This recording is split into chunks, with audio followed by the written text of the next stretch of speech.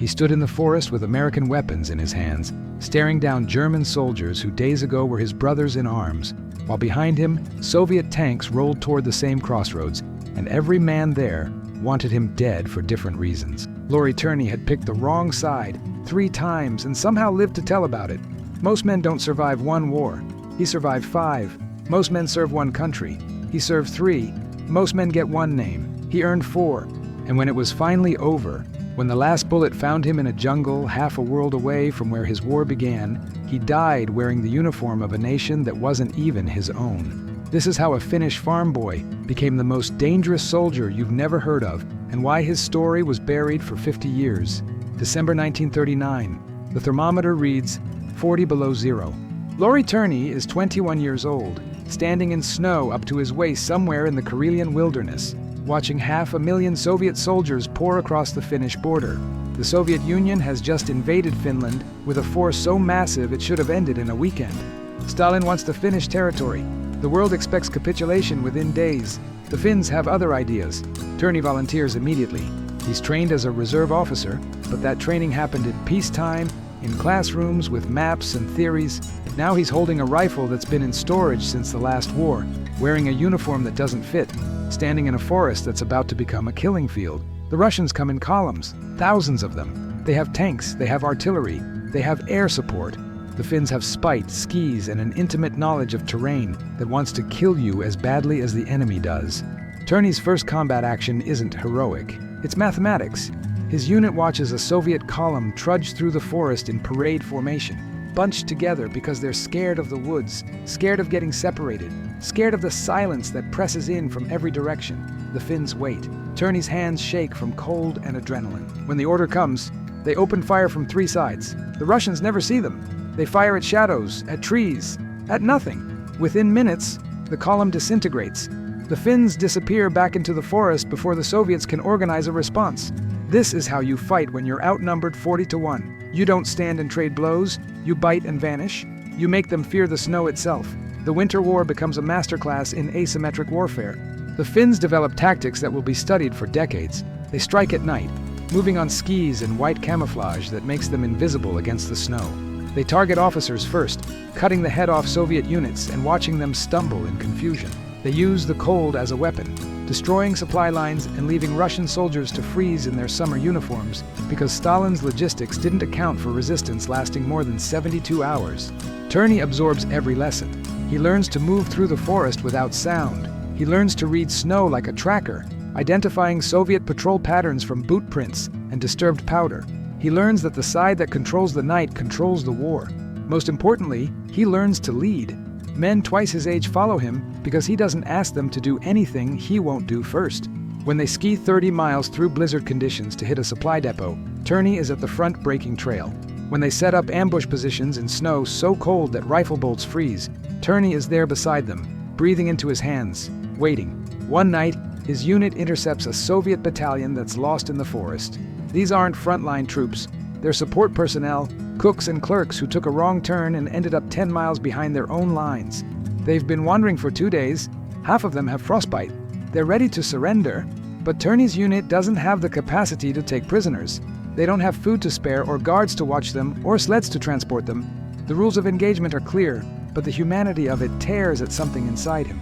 These aren't soldiers anymore. They're just cold, scared boys who want to go home. Turney makes the call. His unit opens fire. It's over in seconds. They leave the bodies where they fall and move on because staying still in winter is death. Years later, when people ask him about the Winter War, this is the moment he doesn't talk about. Not the victories, not the decorations, but the night he killed men who'd already lost. March 1940. The war ends. Finland survives, but the cost is staggering. The Soviets take the territory they wanted. The Finns have lost ground but kept their sovereignty, which is more than anyone expected. Turney goes home to a country that's bruised but unbroken. He's 22 years old with a face that's aged a decade. The farm he grew up on feels impossibly small now, impossibly quiet. His family asks him about the war, and he tells them it was cold. That's all, just cold. He doesn't mention the ambushes or the frozen corpses or the way his hands still shake when he hears a loud noise. He tries civilian life for exactly 14 months. It doesn't take. Some men come home from war and readjust. Others realize the war is the only place they were ever fully alive. Turney is the second type. June 1941. Germany invades the Soviet Union, and Finland, seeing an opportunity to reclaim lost territory, joins the assault. The continuation war begins. Turney volunteers again, but this time he's not a fresh-faced reserve officer. He's a combat veteran with a reputation. The Finnish military assigns him to special operations. They're forming elite units designed for deep penetration raids behind Soviet lines, and Turney is exactly the kind of controlled violence they need. He's promoted to lieutenant and given command of a reconnaissance company. His men are hand-picked volunteers, each one a Winter War veteran who knows how to survive in conditions that kill regular soldiers. They train in isolation, perfecting techniques that blend traditional Finnish tactics with new innovations Turney develops through trial and error. They learn to live in the forest for weeks at a time, resupplied by airdrops, moving like ghosts through Soviet rear areas. Their first major operation is a raid on a Soviet headquarters compound 30 miles behind the front lines. The intelligence is good. The compound houses a divisional command staff, complete with maps, communication equipment, and enough officers to disrupt Soviet operations for weeks if eliminated. The problem is getting there. 30 miles doesn't sound like much until you realize it's 30 miles through enemy territory, across rivers and marshland, with Soviet patrols actively hunting for infiltrators. Turney's solution is audacity. Instead of sneaking, they march. His men wear captured Soviet uniforms and move in broad daylight, right down the main road. When they encounter Soviet checkpoints, they speak Russian, flash forged papers, and keep walking. The disguise holds for 2 days.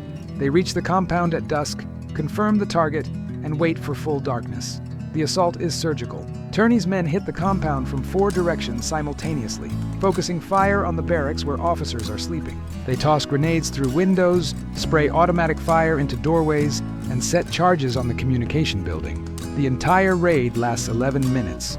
When they withdraw, the compound is in flames and 24 Soviet officers are casualties. Turney's unit suffers 0 losses. They march back through enemy lines using the same forged papers, and by the time the Soviets realize what happened, the Finns are already across the border, debriefing intelligence officers who can't quite believe the after-action report. Turney is promoted to captain and given expanded authority. His unit becomes known as Detachment Turney, and the name starts appearing in Soviet intelligence briefings as a priority threat. The raids continue throughout 1942 and into 1943. Detachment Turney becomes a legend on both sides of the line. To the Finns, they're heroes, proof that skill and daring can overcome numerical superiority. To the Soviets, they're phantoms, appearing behind the lines without warning, striking hard, and vanishing before reinforcements arrive. Turney refines his tactics with each operation. He learns to exploit Soviet bureaucracy, understanding that in a centralized command structure, destroying the right headquarters can paralyze entire divisions. He learns timing, hitting targets when enemy forces are exhausted or distracted. Most importantly, he learns restraint, knowing when not to fight, when the smart move is to observe and report rather than engage. His men trust him completely because he brings them home. In 2 years of operations, Detachment Turney conducts over 50 raids and loses fewer than 12 men. In special operations, that's an almost impossible success rate, but the strategic situation is deteriorating. By 1944, it's clear Germany is losing the war, and Finland's alliance with Germany is becoming a liability. The Soviets launch a massive offensive in June, throwing everything they have at Finnish lines. The goal isn't just to reclaim territory, it's to knock Finland completely out of the war. Turney's unit is pulled from special operations and thrown into conventional defensive fighting. It's a waste of their skills, but the situation is desperate. They hold a sector near the Karelian Isthmus, fighting off Soviet armor and infantry in battles that make the Winter War look restrained by comparison. The Soviets have learned. They don't bunch up anymore. They use combined arms tactics, coordinating artillery, armor, and air support in ways that overwhelm Finnish positions through sheer weight of fire. Turney's men fight with everything they have, but there's a moment in every defensive battle where you realize you're not holding ground. You're just delaying the inevitable. September 1944, Finland signs an armistice with the Soviet Union. The war is over. The terms are harsh. Finland cedes territory, pays reparations, and agrees to expel German forces still operating in Finnish Lapland. For most Finnish soldiers, it's a relief. The war is done. They can go home. For Turney, it's a betrayal. He's spent 5 years fighting the Soviets, lost friends to Soviet bullets and artillery, and now his government is making peace with the enemy and turning on Germany, which, regardless of ideology, was an ally in the fight. He can't accept it. When the Finnish military begins operations to push German forces out of Lapland, Turney refuses to participate. He goes absent without leave, crosses into Sweden, and from there makes contact with German intelligence. His reasoning is simple and completely insane. If Finland won't fight the Soviets anymore, he'll find someone who will. The Germans are happy to have him. By late 1944, they're desperate for experienced officers, and Turney's reputation precedes him. He's offered a commission in the Waffen-SS, the only branch of the German military still recruiting foreign volunteers. Turney accepts. He knows exactly what the SS represent. He knows the atrocities, the ideology, the fact that joining will make him a war criminal in the eyes of the Allies. He doesn't care. His war is with the Soviets, and the Germans are the only ones still fighting them. It's a decision that will haunt him for the rest of his life. But in the moment, consumed by hatred for the enemy that killed his friends and threatened his homeland, it makes perfect sense. He's assigned to the SS Division Viking, a unit composed primarily of foreign volunteers from Scandinavia and other occupied territories. They send him to Germany for training in SS tactics and doctrine, which is almost comedic given his combat experience. He's been fighting the Soviets since 1939. The instructors have been fighting them for 2 years, if that. Turney goes through the motions, learns what they want him to learn, and waits for deployment. If these memories of sacrifice resonate with you, please consider liking this video, leaving a comment with your thoughts, and subscribing to ensure these stories are never forgotten. He's sent to Austria in early 1945 for final training before deployment to the Eastern Front. The Reich is collapsing, everyone knows it. Soviet forces are deep into Poland. The Western Allies have crossed the Rhine. Germany is being crushed from both sides, and there's no scenario where this ends well for anyone wearing German uniform. Turney doesn't care about Germany's fate. He's there to kill Soviets, and as long as the war continues, he'll find a way to do it. But he never makes it to the front. During a training exercise in the Austrian mountains, he's involved in an accident. The details are murky. Some accounts say it was a vehicle collision. Others suggest a training mishap with explosives. What's certain is that Turney suffers injuries severe enough to hospitalize him. He's in a military hospital in Austria when the war ends in May 1945. Germany surrenders. The SS is dissolved. Everyone associated with it becomes a wanted war criminal. Turney, still recovering, realizes he's in serious trouble. The Allies are rounding up SS personnel for war crimes trials. Finland, now aligned with the Allies as a co-belligerent against Germany, is also hunting for Finnish citizens who joined German forces. Turney is on multiple lists, facing prosecution from multiple directions. He does what he's always done. He runs. Still injured, barely mobile, he escapes the hospital and goes to ground in the chaos of post-war Austria. He survives by moving constantly, never staying in one place more than a few days, trading on black markets, sleeping in barns and bombed-out buildings. He grows a beard, changes his appearance, uses fake names. For months, he lives like a fugitive, always one step ahead of Allied military police and Soviet NKVD teams who are actively searching for him. The NKVD wants him badly. His name is on Soviet intelligence files as a priority target, a Finnish officer responsible for significant Soviet casualties. If they catch him, there won't be a trial. There will be a basement in Moscow and a bullet. He makes it to the American occupation zone. The Americans are less aggressive about hunting former SS than the Soviets, focus more on high-ranking officers and known war criminals than foreign volunteers. Turney gambles that if he surrenders to the Americans, he might avoid extradition to Finland or the Soviet Union. He's partially right. The Americans take him into custody, confirm his identity, and immediately realize they have a problem. He's a Finnish national who fought for Germany, which makes him both an Allied co-belligerent and a war criminal, depending on how you interpret the timeline. The Americans decide to ship him back to Finland and let the Finnish government sort it out. In 1946, Turney is returned to Finland in chains, facing court-martial for treason and collaboration with Germany. The trial is brief. The evidence is overwhelming. He joined the Waffen-SS while Finland was technically at peace with the Allies. He wore German uniform and served German interests. The sentence is death. But Finland in 1946 is trying to navigate impossible political waters. The Soviets are watching closely, pressuring the Finnish government to punish anyone who fought against them. At the same time, much of the Finnish population views Turney as a hero, a man who refused to stop fighting even when the government surrendered. Public sentiment is complicated. Some see him as a traitor who joined the SS. Others see him as a patriot who took the only path available to continue the fight. The Finnish government commutes his sentence to life in prison, hoping to satisfy both the Soviets and domestic opinion. Turney is sent to a military prison to serve out his sentence. He's 28 years old. He's fought in 2 wars, conducted over 50 combat operations, and now he's going to die behind bars. Except he doesn't. In 1948, the Finnish government grants a general amnesty to military prisoners, part of a broader effort to heal the wounds of war and move forward. Turney is released after serving less than 2 years. Freedom doesn't mean opportunity. He's a convicted war criminal with no job prospects and a government surveillance file that ensures he'll never serve in the Finnish military again. He tries civilian work. He tries to disappear into normal life. It doesn't take. By 1950, he's drinking too much, working odd jobs, living in a Helsinki apartment that feels like another kind of prison. He can't talk about the war because half the country wants to forget it happened, and the other half wants to prosecute anyone who fought on the wrong side. His friends from Detachment Turney are scattered, some dead, others trying to rebuild lives that don't involve rifles and ambushes. Turney is adrift, a man built for war trying to survive in peacetime and failing. Then he hears about an opportunity. The United States is recruiting foreign nationals with military experience for covert operations. The Cold War is heating up. The Americans need soldiers who know how to fight the Soviets, men with actual combat experience against Russian tactics and doctrine. Turney fits the profile perfectly. He makes contact through intermediaries, former intelligence officers who know people who know people. The vetting process is intense.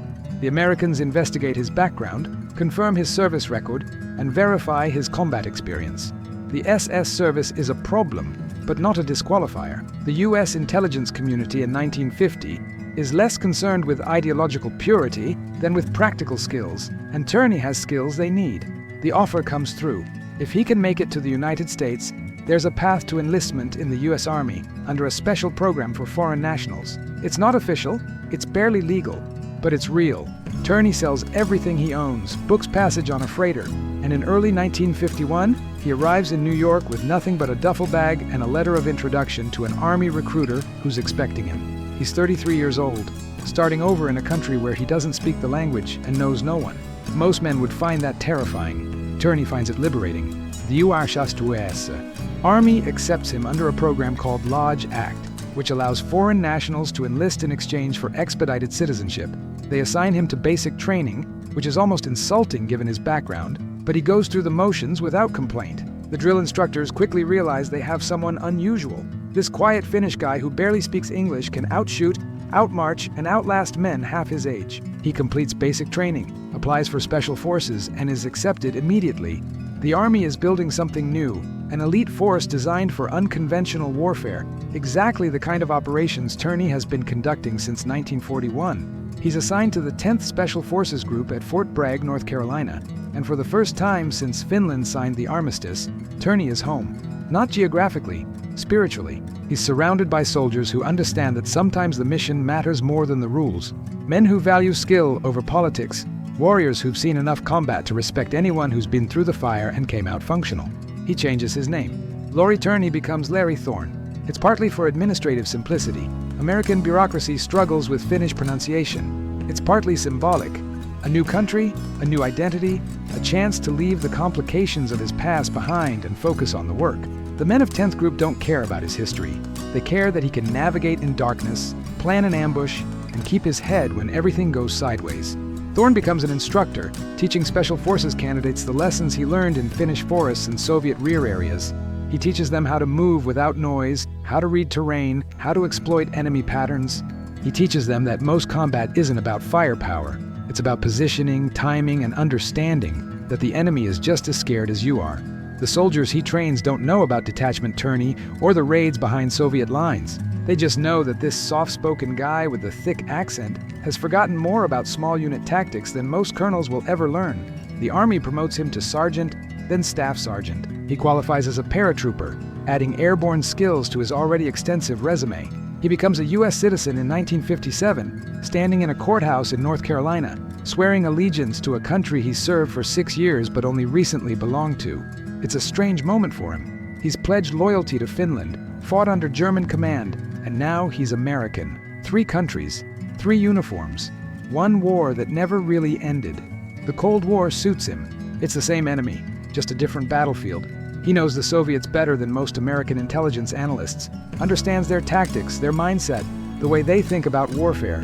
When the Army needs someone to brief senior officers on Soviet small unit doctrine, they send Thorne. When Special Forces develops new infiltration techniques, Thorne is part of the testing cadre. He's exactly what the Army wanted when they recruited foreign nationals. A soldier with irreplaceable experience, fiercely loyal to his adopted country, because it gave him a second chance when his own nation couldn't. By the early 1960s, Thorne is a senior NCO in Special Forces with a reputation that extends beyond Fort Bragg. Officers who've served with him describe him as the most competent soldier they've ever met, a man who can operate independently for weeks at a time and accomplish missions that should require a full team. He's also described as distant, closed off, someone who doesn't socialize much outside of work. The drinking hasn't stopped. He's functional, never drunk on duty, but his off hours involve a lot of whiskey and silence. The men who know him best understand he's carrying weight from wars they can't imagine, fighting battles in his head that don't show on any map. No one asks about Finland, no one asks about the SS. In Special Forces, your past is your business, as long as you can do the job. Thorne can do the job better than almost anyone. Then Vietnam happens. The United States begins sending advisors to South Vietnam in the early 1960s, Special Forces teams tasked with training South Vietnamese forces to fight the Viet Cong insurgency. Thorne volunteers immediately. He's pushing 50 years old, ancient by Special Forces standards, but age hasn't slowed him down. He's still running younger soldiers into the ground on training exercises, still outperforming men half his age on the range. The Army approves his deployment. In 1965, Major Larry Thorne, now a commissioned officer after rising through the ranks, arrives in South Vietnam as part of Military Assistance Command Vietnam, assigned to train and advise South Vietnamese Special Operations units. It's not his first jungle. It's not even his first counterinsurgency. But Vietnam is different. The enemy is different. The terrain is different. And for the first time in his military career, Thorne is fighting an enemy that isn't the Soviets, even though Soviet doctrine and Soviet weapons are everywhere in the Viet Cong arsenal. He adapts. That's what he does. He learns to operate in triple canopy jungle, where visibility is measured in meters and ambushes come from every direction. He learns to deal with heat and humidity that make Finnish winters feel comfortable by comparison. He learns to navigate political complexities of advising forces that don't always want to be advised. South Vietnamese officers who resent American interference, even as they request American support. Thorne approaches it the same way he approached everything. Focus on the mission, build relationships through competence, lead by example. His South Vietnamese counterparts respect him because he doesn't sit in a command post issuing orders. He goes into the field with them, patrols the jungle, shares the risk. When his advisory team conducts operations in Viet Cong territory, Thorne is there beside them, a 50-year-old major keeping pace with soldiers half his age. If these memories of sacrifice resonate with you, please consider liking this video, leaving a comment with your thoughts, and subscribing to ensure these stories are never forgotten. October 1965. Thorne is assigned to a classified mission in Laos, operating under the umbrella of covert operations that technically don't exist. The mission involves reconnaissance near the Laotian border, gathering intelligence on North Vietnamese infiltration routes along what will later be known as the Ho Chi Minh Trail. It's dangerous work, operating in denied territory without official support, but it's exactly the kind of mission Thorne has been doing since 1941. Different jungle, same principle. Get in, gather information, get out without being detected. The mission is scheduled for late October, timing dictated by weather patterns and intelligence windows. Thorne will fly into the operational area by helicopter, conduct reconnaissance with a small team of South Vietnamese Special Forces, and extract after 48 hours. It's routine by Special Forces standards. Routine gets you killed. October 18, 1965. The weather is deteriorating. Monsoon season is approaching, and the forecast shows heavy rain and low visibility across the operational area. Some officers recommend postponing the mission until conditions improve. Thorne argues for proceeding. The intelligence window is narrow. Delaying means losing opportunity.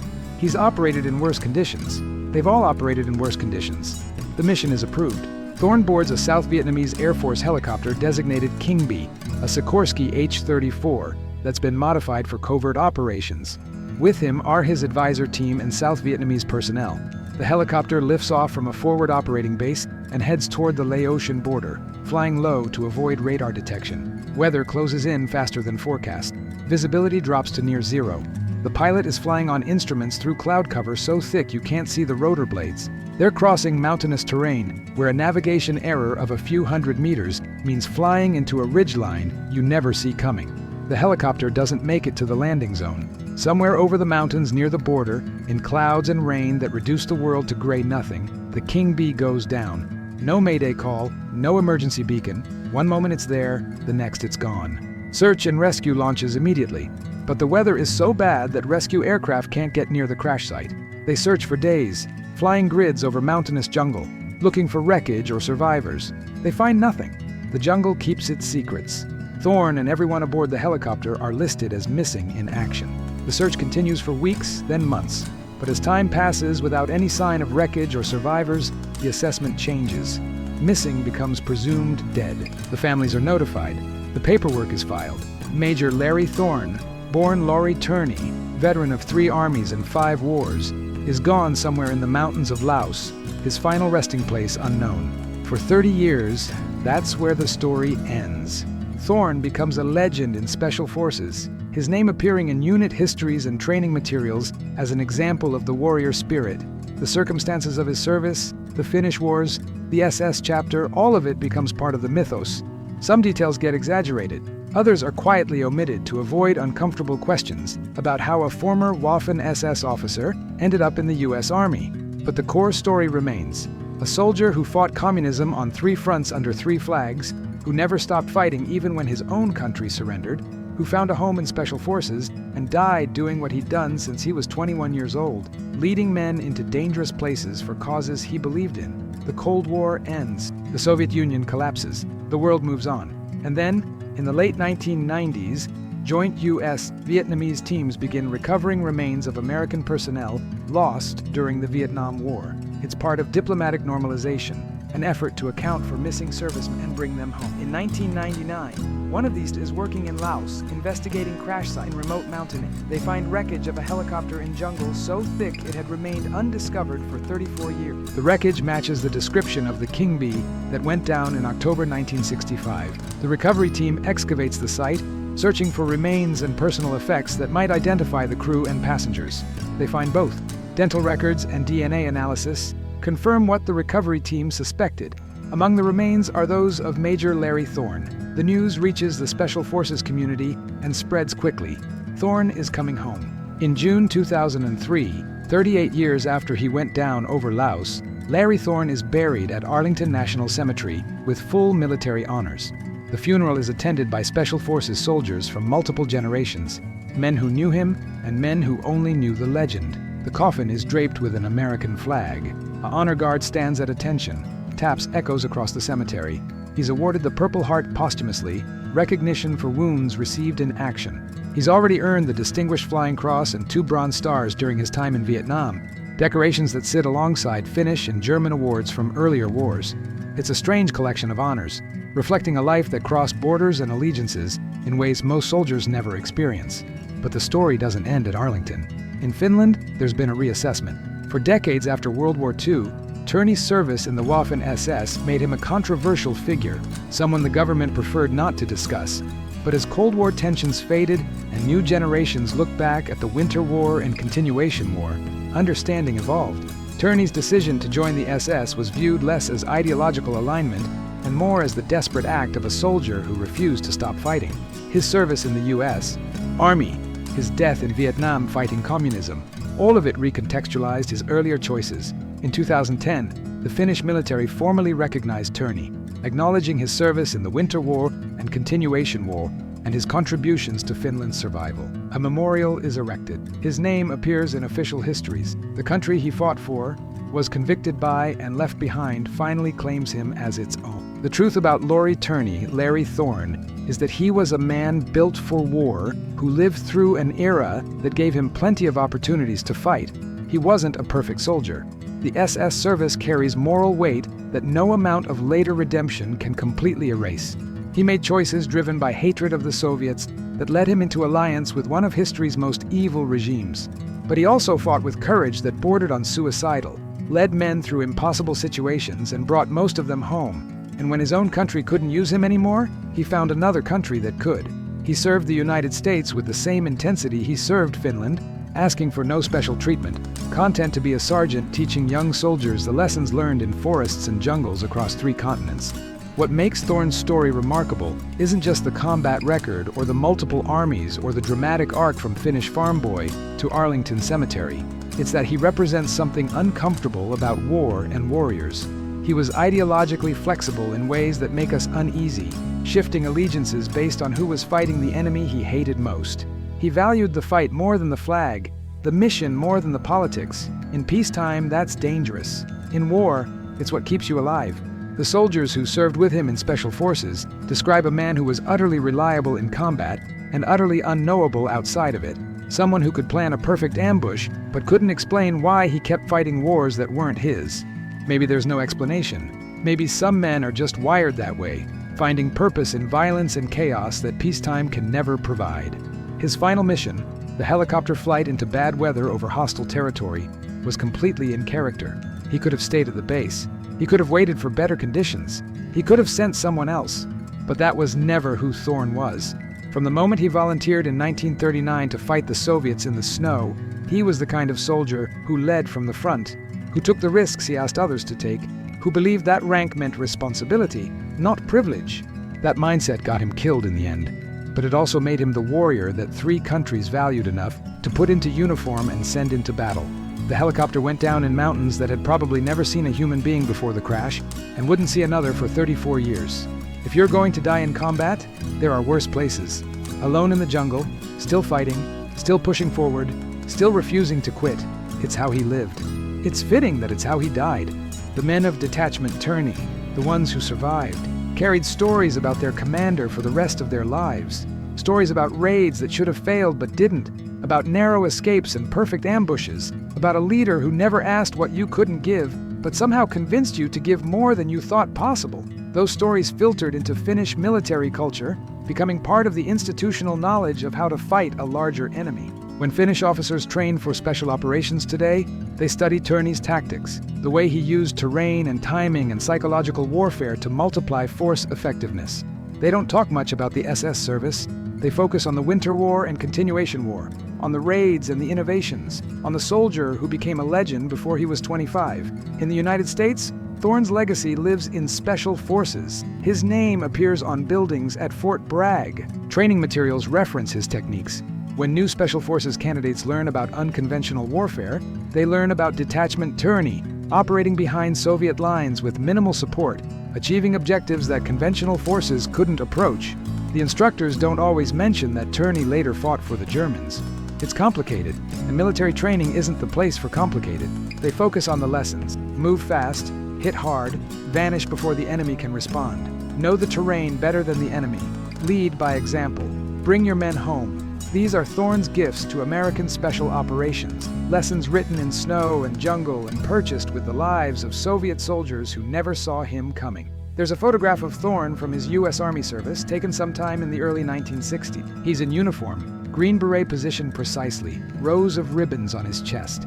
His face is weathered, lines carved deep by years of squinting into harsh conditions. His eyes are pale and distant, looking at something beyond the camera, beyond the moment. Men who knew him say that's how he always looked, even in casual conversation, like part of him was still back in the Finnish forest or the Vietnamese jungle, refighting battles that never quite ended.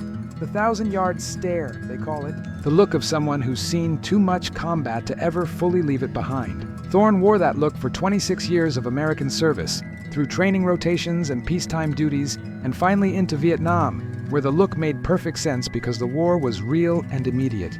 If these memories of sacrifice resonate with you, please consider liking this video, leaving a comment with your thoughts, and subscribing to ensure these stories are never forgotten. He never married, never had children. His life was the military, the mission, the next operation. Some soldiers compartmentalized, building a civilian life separate from their military service, families and hobbies and identities beyond the uniform. Thorne never did. He was a soldier, period. When he wasn't on duty, he was training for the next duty. When he wasn't deployed, he was preparing for the next deployment. The men who served with him describe someone who was always ready, always sharp, who treated peacetime like an intermission rather than a destination. That intensity made him exceptional in combat and difficult everywhere else. You can't sustain that level of focus for decades without losing parts of yourself that normal people consider essential. Thorne lost them, or maybe gave them up voluntarily, trading human connection for combat effectiveness. His drinking was legendary, not in a celebratory way, but in a controlled, methodical way. He drank to sleep, to quiet the memories, to create distance from things he couldn't talk about and wouldn't forget. It never affected his performance. He never showed up to duty imp continuer Diero 7 Alt 43 Air Ed, never let it compromise a mission. But the men who saw him off duty, sitting alone in NCO clubs with a bottle and silence, understood they were watching someone fight a different kind of war. The nightmares, when they came, were about Finland. Even decades later, even after years of American service and new wars and new jungles, the dreams took him back to winter forests and Soviet ambushes, to the night his unit killed men who'd already surrendered, to the faces of boys who froze to death in snow, destroyed their supply line. Vietnam didn't give him nightmares. Finland did. The first war marked him in ways the others. There's debate among historians about Thorne's motivation. Why did he keep fighting? Was it ideology? Hatred of communism so deep that he'd serve anyone opposing the Soviets? Was it psychological? A man so traumatized by early combat that he could only function in war? Was it simply who he was, a natural warrior who found purpose in violence and couldn't adapt to peace? Probably all of the above. Humans are complicated. Soldiers are more complicated. Soldiers who fight for 3 countries across 5 wars are complicated in ways that don't fit neat categories. Thorne was anti-communist, yes, but his hatred of the Soviets was personal, born from watching them invade his homeland and kill his friends. He was traumatized, certainly, carrying wounds from the Winter War that never healed. But he was also competent, skilled, someone who took pride in doing difficult things well. All of it combined into a person who could only fully exist in combat, where the rules were clear and the mission gave meaning to the chaos. When the helicopter went down in 1965, Thorne was 51 days away from his 48th birthday. He'd been a soldier for 26 years across 3 militaries. He'd conducted hundreds of combat operations. He'd been promoted, demoted, decorated, convicted, pardoned, and reborn in a new country under a new name. The crash killed him instantly, or near enough. The helicopter hit the mountain at speed, in clouds, with no warning. There's some mercy in that.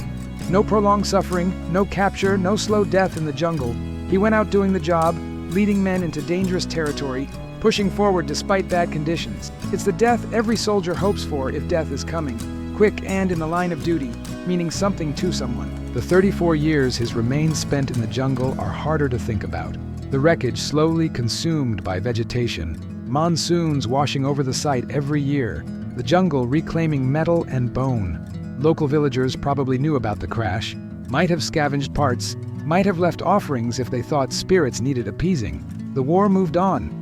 The trail he was supposed to reconnoiter became one of the most bombed pieces of real estate in military history. Entire forests reduced to moonscape, and somewhere in all that violence, Thorne's crash site sat undisturbed, just another piece of wreckage in a landscape full of wreckage. When the recovery team finally found him, they described the site as surprisingly intact, the jungle having preserved rather than destroyed. They collected remains, cataloged personal effects, documented everything for the files that would eventually lead to identification and burial. Arlington National Cemetery is full of soldiers, thousands of white headstones in perfect rows, each one marking a life given in service. Thorne's headstone is identical to the others, no special marking to indicate the unusual life it represents. The inscription is simple: Major Larry A. Thorne, U.S. Army, Vietnam. No mention of Finland, no mention of 3 armies, just the final chapter.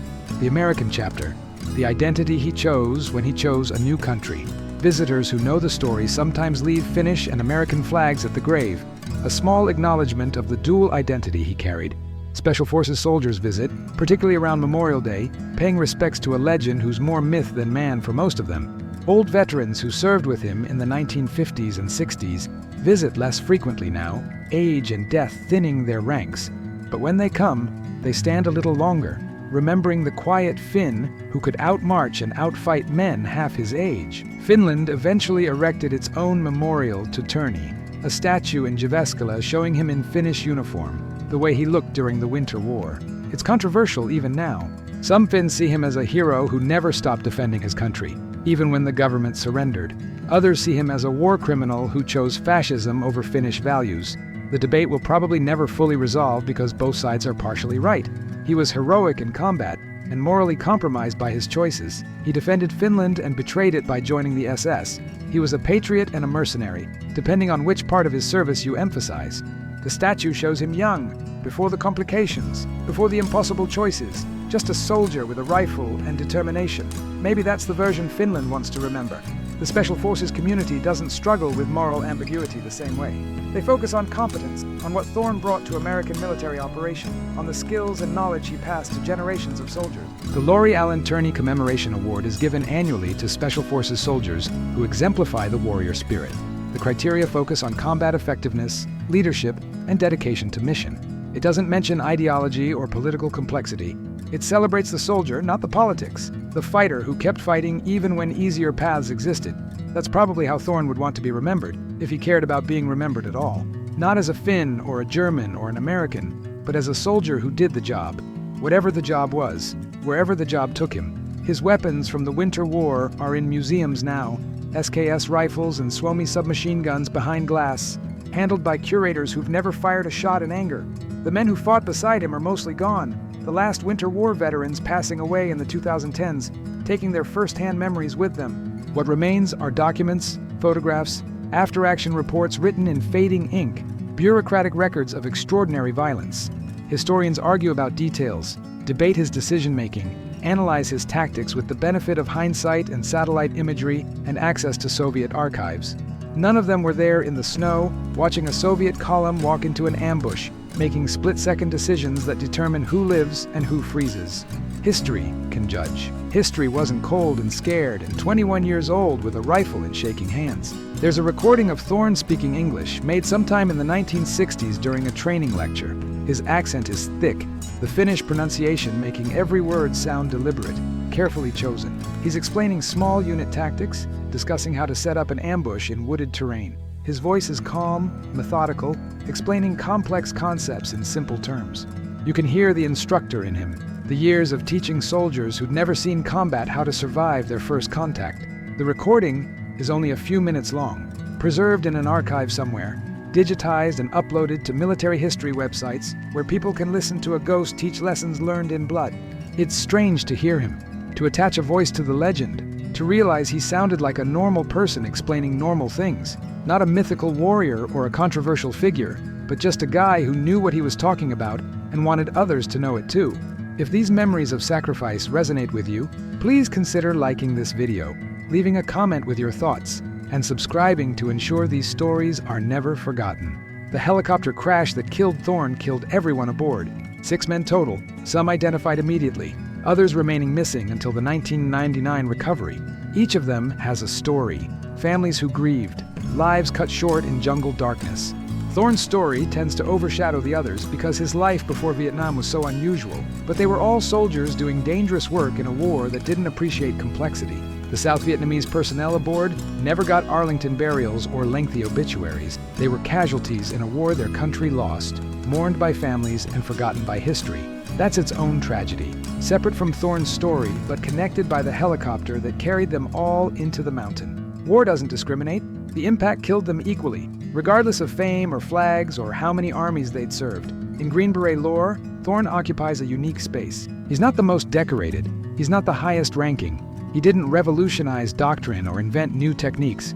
What he did was embody the ethos completely, the idea that Special Forces isn't about physical capability or technical skill alone, but about mentality, about being willing to operate in chaos and ambiguity, about adapting to any situation and accomplishing the mission regardless of obstacles. Thorn switched countries, languages, uniforms, continents, and kept being effective. That flexibility, that resilience, that refusal to quit, that's the core of what Special Forces tries to cultivate.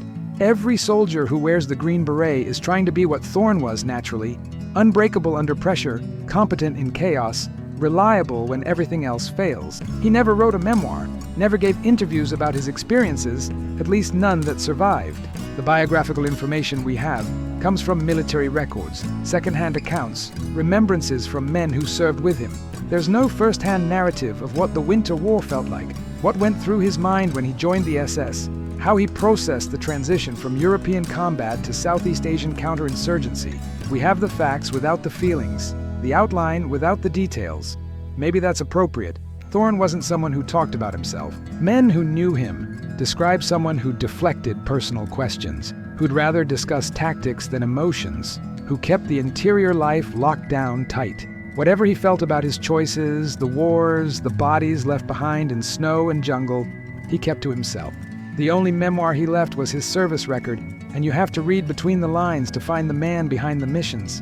His parents didn't live to see him buried at Arlington. They died in Finland in the 1970s, their son listed as missing in Vietnam, presumed dead, but without confirmation or closure. They'd watched him go to war in 1939, a young man eager to defend his country, and never really got him back. The soldier who survived the Winter War wasn't the son they raised. The man who joined the SS and fled to America was a stranger. They exchanged letters occasionally in the 1950s and early 60s, stilted communications between people who'd grown too far apart to bridge the distance. When Thorne stopped writing in 1965, they assumed the worst but had no confirmation until the U.S. Army finally declared him dead in 1966. They buried an empty coffin in a Finnish cemetery, a memorial without remains, a marker for a son who'd been gone longer than he'd been theirs. The impact of Thorne's service extends beyond military tactics. He became a symbol for Finnish independence, a man who refused to accept defeat even when his government surrendered. During the Cold War, when Finland was carefully navigating neutrality between East and West, Thorne represented an alternative path, the road not taken, the choice to keep fighting regardless of political convenience. Some Finns celebrated that, others saw it as dangerous mythology, glorifying a man who made terrible choices and paid for them. The debate reflected deeper questions about Finnish identity, about how to remember the war years, about whether resistance at all costs is heroic or foolish. Thorne didn't intend to become a symbol. He just wanted to keep killing Soviets. History made him represent something larger. In the American narrative, he fits a different archetype, the immigrant warrior, the foreign-born soldier who adopts America and serves with distinction. It's a story Americans like to tell. The idea that people choose this country because it represents something worth fighting for, that the military attracts the best from around the world. Thorne's story has complications that challenge the simple version, the SS service being the obvious problem, but the basic arc holds. He came to America when Finland couldn't use him, found purpose in American military service, and died wearing an American uniform in an American war. That he did so while carrying a Finnish identity and German baggage makes the story more interesting, not less. America has always been complicated about identity and allegiance. Thorne personifies that complexity. The final accounting of his combat record is impressive by any measure. Over 50 raids behind enemy lines in Finland, multiple combat decorations from 3 countries, 26 years of military service across 3 armies, hundreds of soldiers trained in Special Forces tactics. He killed enemy soldiers in Finland, Germany, and Vietnam on 3 continents across 3 decades. The exact number of enemy killed is unknowable, but it's substantial. Enough that Soviet intelligence maintained files on him. Enough that his name appeared in enemy intelligence briefings as a priority target. He spent more than half his life preparing for combat or conducting combat operations, and the parts in between were just waiting for the next deployment. By that measure, he was successful. He did what he set out to do, fought the enemies he wanted to fight, died still trying to complete a mission. Whether that constitutes a life well lived depends on your values. If you believe service and sacrifice are the highest calling, Thorne exemplifies it. If you believe war is a failure of civilization and warriors are damaged by participating in it, Thorne is a cautionary tale. Probably he was both. A hero in combat and a casualty of combat, effective in the moment and destroyed by the accumulation of moments, serving causes worth defending while employing methods worth questioning. War makes heroes and victims, and sometimes the same person is both, depending on which part of the story you emphasize. His grave at Arlington gets visitors regularly, not as many as the unknown soldiers or the famous generals, but enough that the grass around his headstone is worn from foot traffic. People leave things, flags, challenge coins, photographs, handwritten notes. Someone left a Finnish army patch once, weighted down with a stone so it wouldn't blow away. Someone else left a green beret, the distinctive headgear that symbolizes special forces, positioned carefully on the headstone. The cemetery staff collects these offerings periodically, preserving them or disposing of them according to regulation. But new items always appear. Soldiers visiting graves of friends see Thorne's headstone and stop to pay respects, recognizing the name from training materials or unit histories. Tourists who know the story seek it out, wanting to connect with something larger than themselves, standing before a grave that represents service and sacrifice and complicated choices made in impossible circumstances. If you could ask Thorne whether he'd do it again, knowing how it ends, what would he say?